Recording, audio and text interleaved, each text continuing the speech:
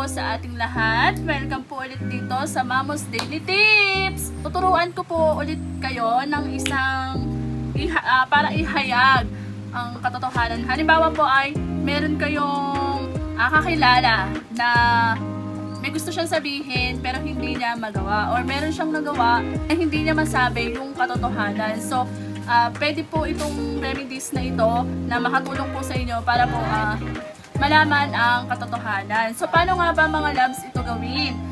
Sa simpleng apple cider mga loves na ito ay makakatulong sa inyo upang malaman nyo kung ano yung katotohanan. So, ano lang bang kakailanganin natin dito mga loves? Naglagay na po ako ng apple cider sa isang babasagin. Pwede po kayong mga loves gumamit po ng mga garapon na may takip.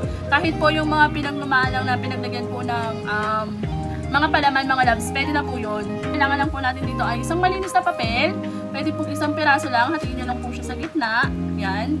At panulat po. Ang gagawin lang dito mga loves ay sa isang side po ng papel, isulat po yung pangalan ng tao na gusto nyo po umamin sa nagawa niya or umamin po sa katotohanan. Ayan. So, hahatiin po natin ito mga loves. Ayan. Gaya nga po ng sabi ko, sa isang side po ng papel, isusulat nyo po yung pangalan ng tao na gusto nyo pong magsabi ng katotohanan. At sa isang side naman po ng papel, ay isusulat nyo po yung gusto nyo po na sabihin niya na katotohanan. So, ilalagay natin ang pangalan.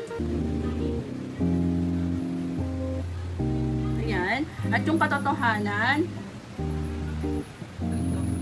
So, ayan, kunwari mga loves, naisulat na natin yung pangalan at naisulat na natin yung gusto natin na malaman na katotohanan sa sasabihin niya.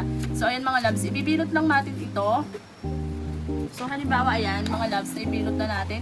I-shoot na natin siya dito sa bote. Iyaan lang natin siya.